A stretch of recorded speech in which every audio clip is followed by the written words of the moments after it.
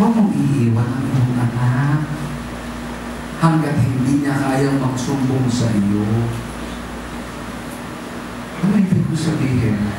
Hintayin natin yung tamang panahon na yung bata kaya na niyang sabihin sa iyo kung ano ang ginagawa sa kanya pag wala ka. Pero hanggat hindi mo kayang gawin mo, hindi kaya ng bata yun, ang lugar mo ay sa tabi ng anak mo. Dahil ang lugar ng mister mo, buhayin kayo. Yun ang trabaho niya. Yun ang mandato niya. My daughter, I am so proud of her. Really so proud of her. Alam niyo po yung anak ko, is a software engineer. Earning bigger than my manugang. She is a software design engineer. Nabuntis siya 4 months. I-station siya sa Amerika. Tumawag sa akin, Dad, I am being brought to America. Sabi ko sa kanya, anak, you are 4 months pregnant. What is your priority? Thank you, Dad. Binabayan ko. Tapos, ni-reject niya yung offer to be placed in the United States. Alam niyo, prioridad niya, and I'm so glad. Alam niyo po, ngayon, nasa Ireland yung pamilya nila. Yung anak ko pong yun, has been breastfeeding my apo for 1 year now and 5 months. 1 year and 5 months. Breastfeed. She left her job. Sabi ko, kailan ka magtatrabaho? When he's big enough to be able to be left in a daycare something or what. But right now, my place is to be with him. She knows where to put herself. Siguro naman na niya yung sa ama niya. Ito na naman. Sige, wala na respetuhan talaga, ha? Tandaan niya, palakpakan natin ng Panginoon. Kaya ho yung mga misis, minsan nagiging agresibo o kaya nagiging bulag because of husbands who are selfish tsaka unfair. Unfair, bakit? Gusto sila laki. Ano, puro amin? Di pwede yun. One way? Di pwede yun. Are you following me? There are husbands who are so selfish. Yun lang gusto niya. Pag dumating, akin ang remote control. Siya na yun.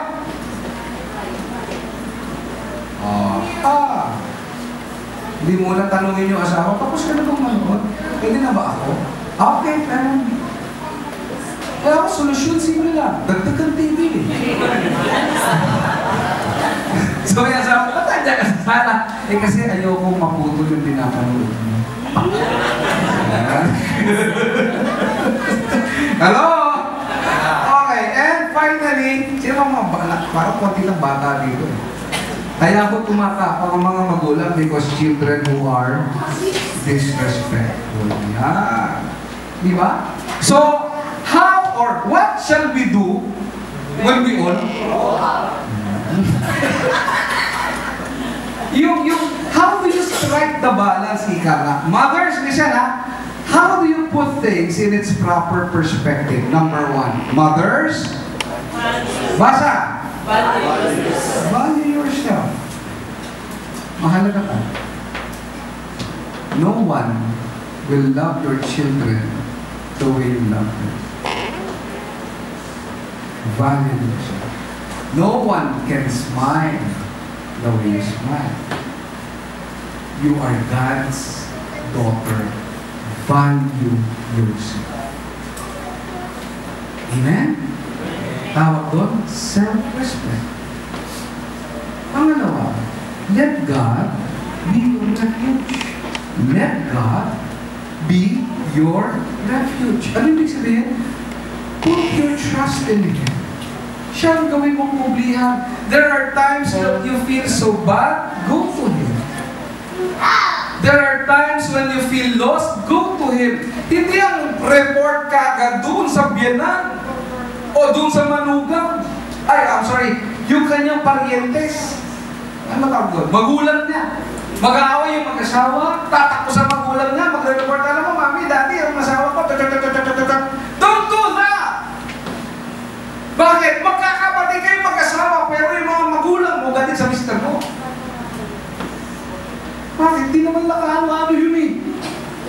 itong kadugo nila eh. Siyempre, kakampi mo yan.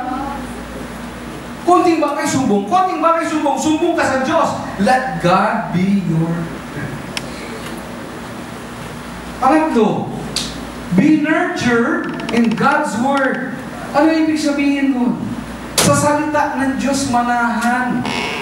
Huwag sa mga telenovela. Yung kaibigan ko, nanonood sila ng TV, The Legal Wife. Nanonood sila kaya, maya-maya lang, kaibigan ko sinampal. Pa! Ano nangyari sa'yo? Ganyan ka! Ganyan ka! Sira ang ulo! Nanonood lang ng telenovela eh. Yung mga tapusin. May mga nanay, ang libangan yung mga ganyan. Masaya naman siya, nanonood. Mas masaya pa siya bago nanonood ng TV.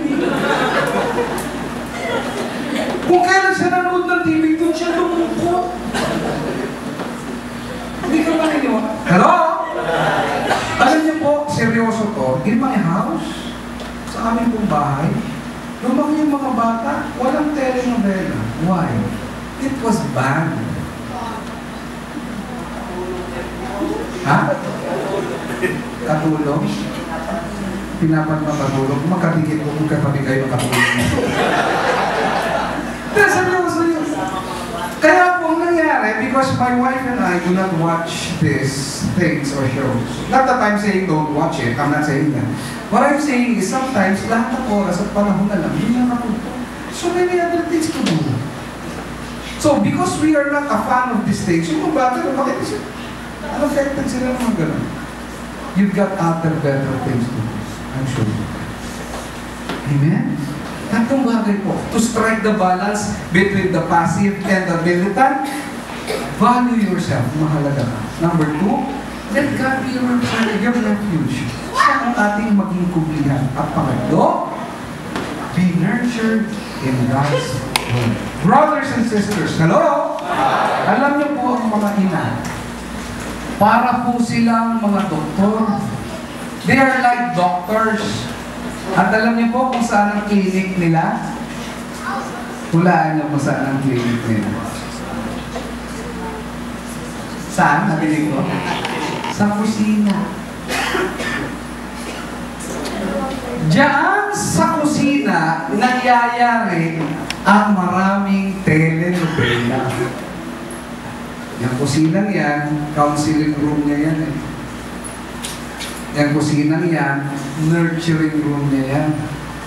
Kasi doon siya nagtitilat, nagluluto. Yung kusina na yan, yan yung lugar na kapag nakaalis na ang lahat, si Mr. C, yun yung lugar na madalas na nagiging adoration chapel niya.